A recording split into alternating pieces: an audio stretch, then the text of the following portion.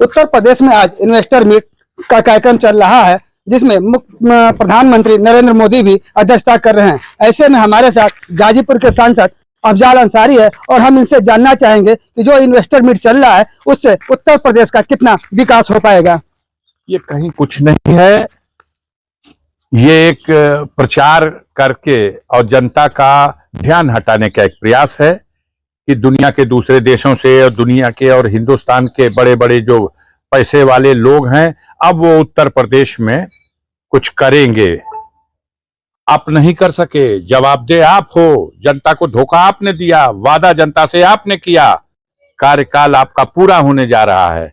अब आप उत्तर प्रदेश को आए हो झुंझुनू थमाने जनता को कि देखो अब ये सारे देशों के लोग, अब ब्राजील आके क्या करेगा उत्तर प्रदेश में, क्या करेगा ब्राजील? हमें बात नहीं समझ में आती कि सरकार जो अपनी जिम्मेदारी है उससे बचने के लिए, उससे भागने के लिए दुनिया के दूसरे देशों के उद्योगपतियों की तरफ दिखा रही।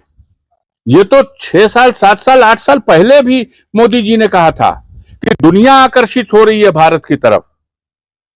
भारत सरकार ने प्रस्तावित कर दिया था कि हम तो रेलवे में 100% विदेशी पूंजी लगाएंगे, रक्षा सौदों में 49% पूंजी लगा देंगे।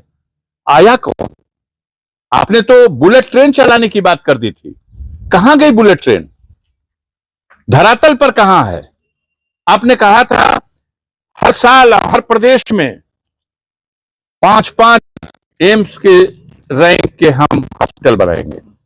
बनारसे में क्यों नहीं एम्स बन गया? छोड़िए को, आपकी कॉन्स्टिट्यूंसी में गाजीपुर को जितना वादा किया गया क्यों नहीं मिला स्पोर्ट्स कॉलेज? क्यों आज यहां के छात्रों के भविष्य को देख करके क्या यहां यूनिवर्सिटी नहीं चाहिए? आजमगढ़ में विश्वविद्यालय, जौनपुर में विश्वविद्यालय, बनारस में 3-3 विश्वविद्यालय। गाजीपुर के वीरों ने देश की आजादी की लड़ाई में बलिदान दिया, देश के स्वतंत्रता संग्राम में, देश की सीमाओं के रक्षा में बलिदान। क्या गाजीपुर के नौजवानों को एक विश्वविद्यालय नहीं चाहिए? कौन है? आइए बुलाइए, लेकिन करेंगे क्या? ये अपना रुपया कमाने लोग आए हैं, पूंजी लगाएंगे, सरकार से सुविधा लेके सरकारी जमीन पर बैठ करके और रुपया कमा के जाएंगे। हिंदुस्तान आज पिछड़ गया, हमें शर्म के साथ ये बताना पड़ता, गरीबों की लिस्ट में हम सबसे नीचे चले गए। दुनिया के सबसे गरीब देशों की सूची में हम सबसे नीचे चले गए और हम कह रहे हैं कि दुनिया के पूंजीपतियों को हमने बुलाया है। ये पूंजीपति ये गांवों के उस सूदखोर के जैसे हैं, पूंजी लगाएंगे तो निचोड़ करके यहाँ का गरीबों का जो खून है लेके चले जाएंगे, हमें कुछ नहीं मिलेगा। ऐसे में सांसद जी, अगर देखा जाए गाजीपुर की धरती को इधर राजनीति का अखाड़ा बन गया है। पहले जेपी नड्डा आए, वो मुख्तार अंसारी और सब माफियाओं पर बोल कर गए, वहीं अब समाजवादी पार्टी के मुखिया भी आए हैं, उन्होंने भी 2024 का आगाज किया है। आपके नजरिए से क्या लगता है?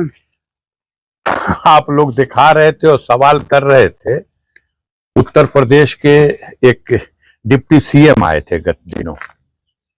मैं क्या कहूं, एक शब्द बेहया कहा गया है, लेकिन अब उससे भी कोई और शब्द खोजना पड़ेगा। जो आदमी जिसके विरुद्ध आधा दर्जन से ज्यादा आपराधिक मुकदमे हों और 302, 307 और गंभीर गंभीर धाराओं के, और जिस आदमी ने सरकार के अधिकार का दुरुपयोग करके मुकदमे न्यायालय में ट्रायल न होने दिया जाए और सरकार की तरफ से उठवा लिया जाए, ऐसा एक षड्यंत्र हुआ और ऐसे लोगों का मुकदमा उठ गया। और वो कहता है हम तो गंगा नहा के आए हैं। आरोप तुम्हारे ऊपर था, हिम्मत होती तो न्यायालय में, जैसे अफजाल अंसारी आ रहा है अपने ऊपर लगे आरोप का परीक्षण कराने, हिम्मत है तो आओ, न्यायालय में खड़े हो जाओ और दूध का दूध पानी का पानी होने दो। तो वो तो होगा नहीं, सत्ता में बैठे हो, अपना मुकदमा आपने उठा लिया। आपने शर्म नहीं आती? जनता की अदालत से खारिज कर दिए गए, चुनाव हारे हुए हैं, प्रदेश के उप मुख्यमंत्री हैं। लंबी लंबी बात है।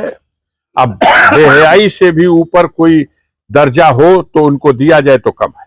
ऐसे में सांसद जी मौर्य जी ने एक ट्वीट भी किया था कि वो समाजवादी पार्टी को साजिशवादी पार्टी कर रहे हैं। जो कहें वो जो कहें, पहले तो अपने बारे में सोचें। एक मांग उठी है कि जातिगत जनगणना हो, इस सवाल पर वो कहां खड़े हैं।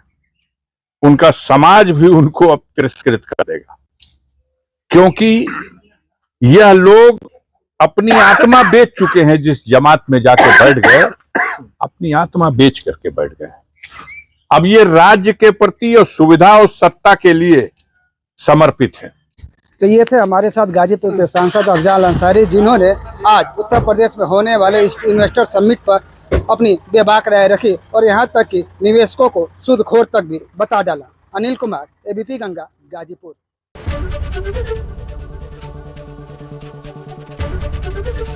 एबीपी गंगा, खबर आपकी, जुबान आपकी।